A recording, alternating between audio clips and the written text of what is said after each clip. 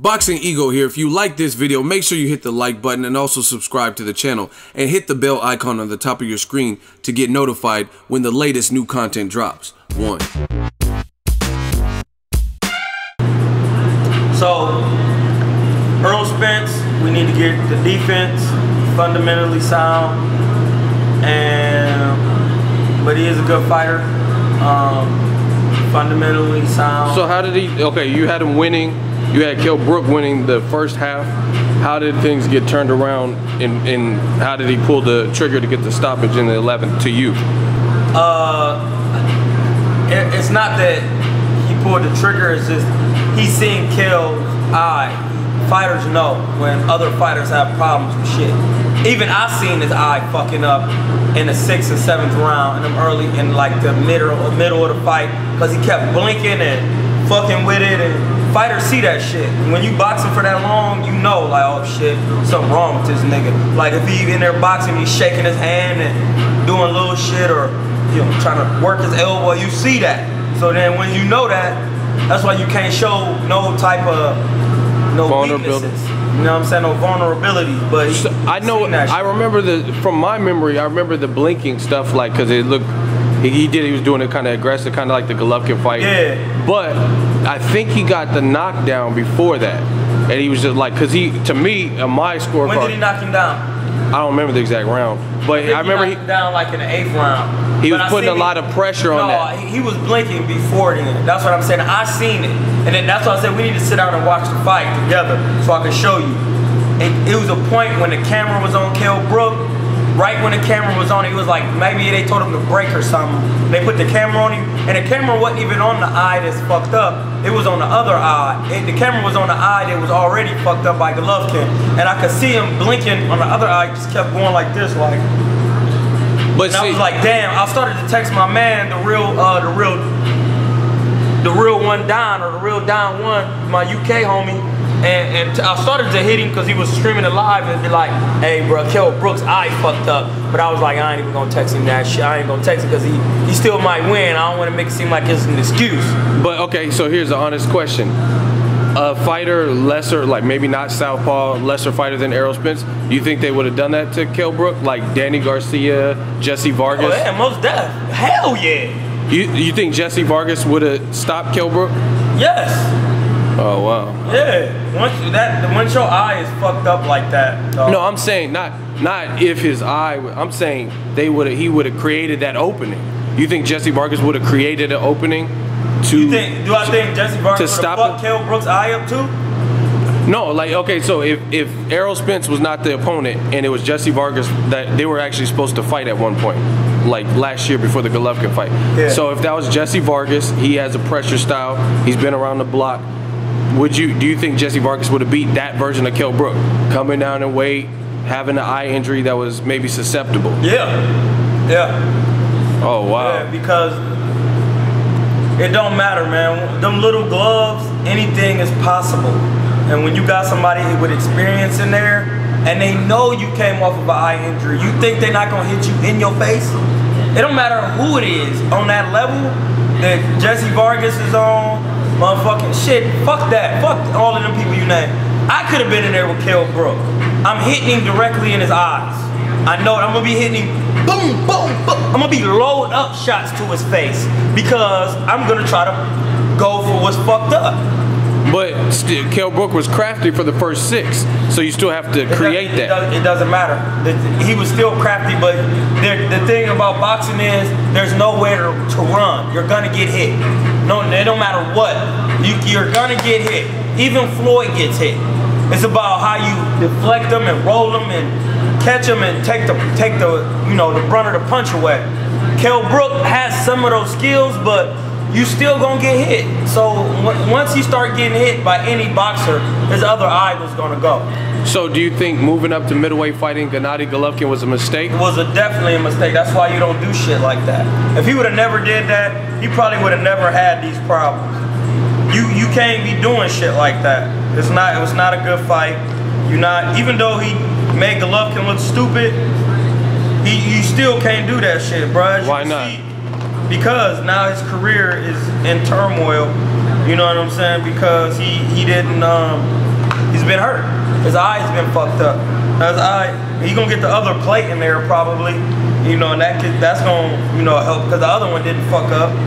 It looked pretty normal. So after that, then he's gonna have damn near unfair advantage, because, you know, now you can't fuck up his eyes. But it's really not gonna be unfair, because some guys never get their faces bruised up and done like that. Now, I'm not comparing Kell Brook to this person in terms of skill, but Ronda Rousey, Kell Brook, my question is, when fighters go from being undefeated and in a short period of time take back-to-back knockout losses, how hard is that to recover psychologically from back-to-back knockout losses? Like, because if you look at Manny Pacquiao, he'd been stopped early in his career, but it wasn't back-to-back. So going from undefeated and being the man, Kell Brook said Errol was Jeff Lacey and stuff, to now taking a second stoppage loss to a similar style, like an aggressive guy. How hard is that going to be to bounce back, or can it be easy? What do you think? It's up to the fighter, man. It's up to each individual person. I'm not, like I said in the beginning of this conversation, I don't know these fighters personally. I don't know how their training camps are, unless I'm at their training camp, or I know a fighter is at their training camp and I'm watching them. You know, just all of that. I don't know that. I'm going off of, if we're looking at the fighter, it's like basketball. If you take LeBron James and you take Steph Curry and take their names off the back of their jerseys, and nobody knew who they was, and you watched them play, you would clearly say both of those players have skills. You know what I'm saying? If you take LeBron James and take a 12th man on the bench on the worst team in the NBA and take their jerseys off the back of their names off the back of their jerseys and go them out there and play in the game, you're clearly gonna see who's better on paper. And when they're done playing, when you compare them on paper, you're gonna say LeBron James is a better basketball player. You don't have to know that's LeBron James to see that. And that's what I'm trying to say. When you take Errol Spence, you take Kell Brook. Kell Brook has more attributes on the video game. Faster jab, you know, better feet movement, blah, blah, blah, blah, blah, blah, blah. You know, when you're making a creative player. Errol Spence, stamina, yes, he will win that. Body punching, he will win that. Who wins power?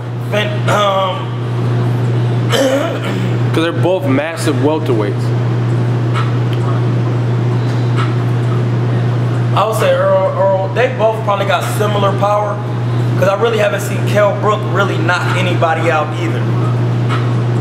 You know what I'm saying? I've seen him break fighters down and get a TKO stoppage, but a TKO stoppage is clearly different from a knockout.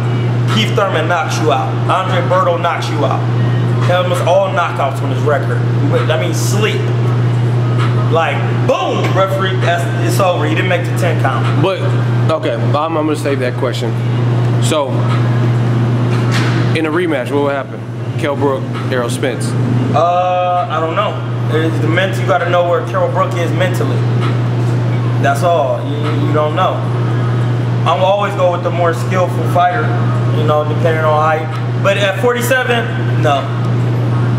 You think the weight? He's done at that weight? Definitely the weight, because he looked zapped. Okay, now let me ask you this, since you brought that up. Johnny Nelson from the UK, he said the same thing. Former fighter. He said Kell Brook should just finito with the 147. He needs to go to 54. But 54 is stacked. You got Jermell Charlo. You got Boo Boo Andre, the guy you sparred before. Yes. You got a ton of killers. Jared Swift-Hurd, new champion. You got Erislandy Lara. Can Kell Brook beat any of those guys? Miguel Cotto. You just named, like, he could beat Cotto, but you just named, like, the top motherfuckers.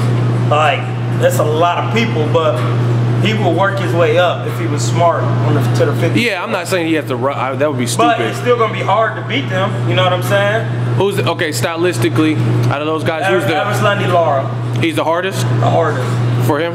Yeah, for anybody. Harder than Yeah, because if he feel that you because hit he's hard, evasive, and if he feel that you hit hard, he gonna go into the Cuban style, and it's over. And he got smoked. And he got a hard left hand. And the southpaw just messed up your eye. Yes, and he got his punches are sharp. Now, if you want to see somebody, if that would have been Errol Spence, not Errol Spence, that would have been Erislandy Lara, Lara fighting Kell Brook, he did the same shit. He broke his eye socket again and able to stop him. You know why? Because he fucked up Angulo's eye. But Average Lundy Lauder is probably the hardest. Boo Boo Andre, I'm gonna say, cause he just gonna fuck you up so bad and get you out of there. You know what I'm saying? But like, to go a whole 12. But what about Jermell Charlo? He just knocked out Charles Hadley and John Jackson. I'm talking about like if the hardest stylistically for a 12-round fight, if you go the whole 12. For Kell Brook. For Kell Brook. Is Boo Boo or Lada? It would be Lada.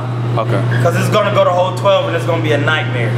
But the other fighters are probably might get him out of there, but they might not. You know Why do you say he has a chance versus Miguel Cotto? Because he's not. Miguel Cotto is small, man. He's little. He's coming back. Yeah, he's fighting at 47. Yeah, he's just so small. He's small, man. Small. And a fighter like Kell Brook, that's gonna give Miguel Cotto nightmares. Which leads me to my next question. Who is the best guy at welterweight right now? Thurman. Okay. Over Pacquiao.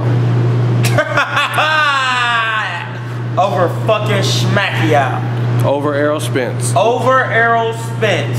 Love him, but over Errol Spence. Okay, explain. He has 2 belts, so he has the most belts in the division. Fuck tougher competition. Then Pacquiao? No. Well, at welterweight, Pacquiao is done, bro. Why? If Pacquiao was the best welterweight, he would be fighting Keith Thurman. What about Jeff Horn? I don't like being on these videos, Weez, because that shit I just said just now was just a bar. I just dropped a bar. 1. If you watch Smack, you know what I'm talking about. That was 1. If Pacquiao was the best, he wouldn't be fighting Jeff Horn. He would be fighting Keith Thurman. So you can't. No, Keith Thurman is the best. Because don't nobody. First of all, don't nobody want to scrap with him. Errol Spence called him out. Errol Spence called him out, but Errol Spence just got a belt. Okay, so you're saying Pacquiao don't want to scrap with Keith Thurman? You don't want to scrap with Keith Thurman. What leads you to believe that? Terrence Crawford. Okay, you said too many names. What leads you to believe that? Cause he didn't. They trying to fight him and they calling him out and he not fighting. He fighting Jeff fucking Horn. Where is Jeff Horn? Hefe. So.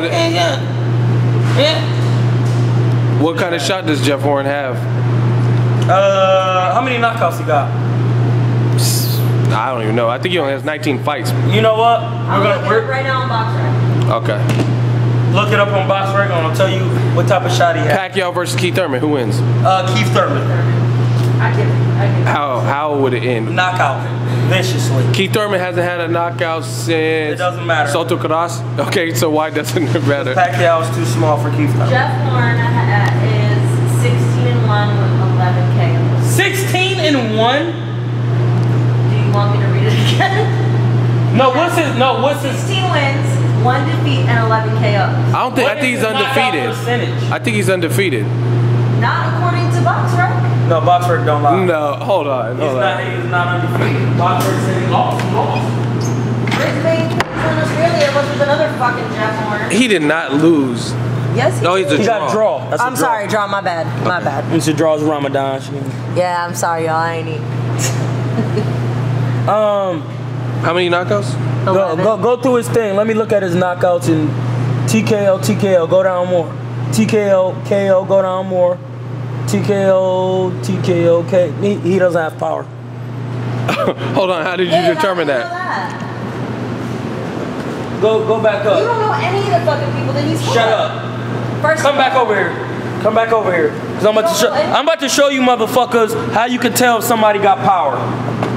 We on Jeff Horn's BoxRec. Hold on. Scroll. Look at his first fight.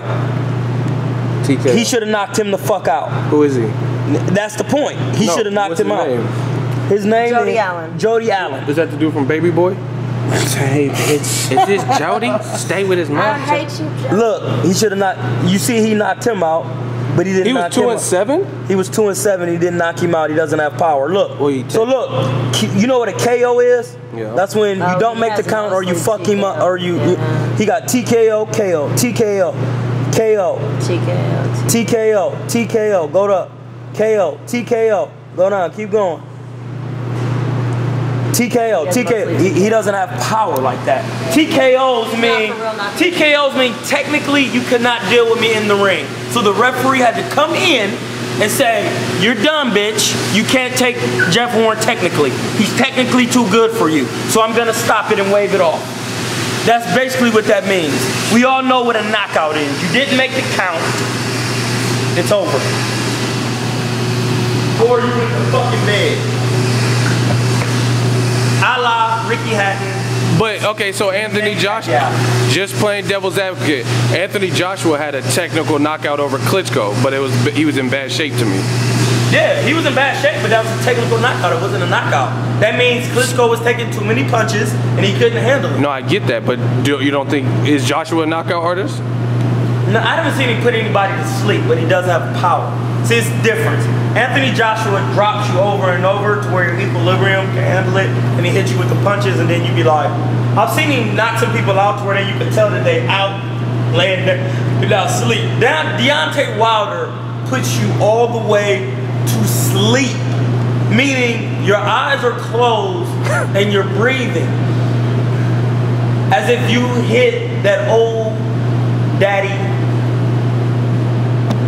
granddaddy Kush, granddaddy Perk. You hit it with the cane. So even though Pacquiao, hold on, that's the granddaddy Perk right there. So even though I've been fighting Deontay Wilder. It's over. So even though Manny Pacquiao's 38, you don't think Jeff Horn could hit him with that granddaddy Perk, that gas? I mean, he could. It depends on the size of him, the talent level. He a little bit bigger. The accuracy of his punches. But off of what you know, I've seen a little clip of him. He's not accurate. I mean, he's wild as fuck. He squares up when he punch. Pacquiao can damage him. Pacquiao can stop him, get a TKO stoppage from the accumulation of punches. Okay, so why can't Pacquiao, who has more experience than all of the younger welterweights, why can't he beat Keith Thurman? Because he's too small. He's only 5'6". That just doesn't, and that his size is, and his head is not equipped to take the punishment of Keith Thurman. So you believe kind of since Marquez's career lightweight was able to sleep him? And once he put him to sleep, even though Marquez is on the juice, he can't take, getting hit by Marquez on the juice is the equivalent to getting hit by Keith Thurman. Not on the juice. Pacquiao versus Errol Spence. Knockout. For who? For Errol Spence. He's going to keep putting pressure and hitting him, and he's going to hit him. And the punches are going to slow him down, and then they both left-handed. Once he get hit, caught, he's going to be on the canvas. He's too big for him, man. He's just too big. Pacquiao, Kell Brook. Too big. Pacquiao, Terence Crawford at what? Since he's at 140. Too good. He's at 140. No, I don't give a fuck if he's too good. Why don't you give a fuck? Hey, I don't want you to name. Even though he's coming up 7 pounds. I don't want you to throw Terence in there with nobody as of right now. We're gonna leave Terence out of the conversation. How come? Because he's the best fighter alive right now, besides Andre Ward and Guillermo Rigondeaux. Now, some people have entertained Terence Crawford versus VASYL Lomachenko. That's stupid. That's another knockout loss, and it's gonna be just like the Gamboa fight. Crawford will get knocked out? No, Crawford will knock out Lomachenko. How come the HBO says he's the best? He's too small because he gets paid by HBO. They get paid to say he's the best, and he's white. Because Terence Crawford hasn't lost, and he's only destroyed people. And Lomachenko has a loss. So why is Lomachenko ahead of Terence Crawford on a pound for pound, and he ain't even fought the people that Terence Crawford fought? That is kind of weird because Crawford got. I'm not saying he hasn't fought Terence Crawford people, but he hasn't fought the competition of Terence Crawford. That's kind of weird because Crawford got like 30 fights to see what he's done, and Lomachenko don't even have 10 fights. Yeah, and he has a loss within those 10 fights. So you would favor Terence Crawford over Lomachenko? Terence Crawford is not even a favorite. It's not even a good match. Because you know why? Because Lomachenko doesn't have the power of Gamboa. And Gamboa hurt Terence Crawford in the fight. Lomachenko can't hurt Terence Crawford. And all that sliding around and that shit he doing, that's not going to work when you in there with another black fighter. Because black fighters see that type of shit all the time. Explain to the fans. Black fighters have an athletic style. That's the style that they box. All black fighters have a certain athleticism. Whether they come forward fighters, whether they slick fighters, whether they fundamental, it's a certain athleticism they have, and then that they see in the gyms when they in there with other black fighters. So when you see that, you used to that. So Lomachenko come trying to doing all this shit. Yeah, that shit work on the Mexican fighters because Mexican fighters are used to sparring other Mexican fighters. You know what I'm saying? So it's different. So if you a Mexican fighter coming up in Mexico, your talent and skill level, unless you're like Canelo, where they taught him how to fight that way, and he's learned that, and he doesn't have the stereotypical Mexican style. You a Mexican fighter fighting in Mexico, the style, the stereotypical style they teach is no head movement, come forward, throw a lot of punches. And when you in Mexico, so you seeing that non-stop. So then you put Lomachenko in, and see, you can't say that I'm wrong because I go to Mexico and I have to pay extra money to fight because they automatically think because I'm black, I'm gonna fight like Floyd Mayweather. And you don't have to ask me, you can ask my advisor, Felipe. He said, when you black and you come to Mexico, they think you're gonna be fast, they think you're gonna be slick, they think you're gonna be Floyd Mayweather. So they know it's gonna be a hard fight. They know you don't fight like that, so they can't just say I'm being racist or blah, blah, blah, blah, because I've been to Mexico 7 times and fought, and my advisor is Felipe Leon, and he knows. So when you come up in Mexico and you fight that type of style all the time, when you get in, you put a Lomachenko in there with you, that shit is gonna confuse you. You never seen that before. So it's like growing up in a predominantly black culture area all the time. And we all know how black people go around and they just call each other niggas all the time. They be like, what's up, nigga? What's up? When you move somewhere else and you hear another race of people saying like, yo, what's up with my nigga? And you be like, whoa, shit, hold on, wait a minute. It's a Filipino cat saying nigga. That's different. But that's what go out in the Bay. You know what I'm saying? Where I'm from, we don't have Filipinos, we don't have Mexicans, we don't have Asians. This is black and white. And if you ain't black and you saying the wrong shit, you're gonna get knocked out. That's just how it works. So when you in Mexico, when you in Mexico, it's not the same. When you in Mexico and you see this all day, and then you get in there with somebody who like, you not used to that.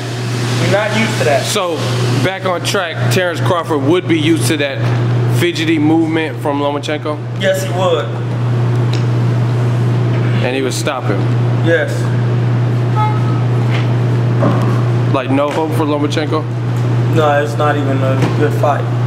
You don't even think it would be entertaining? I don't even think, it wouldn't be entertaining to me because it was like the Gamboa fight. It was always a question in my mind, like,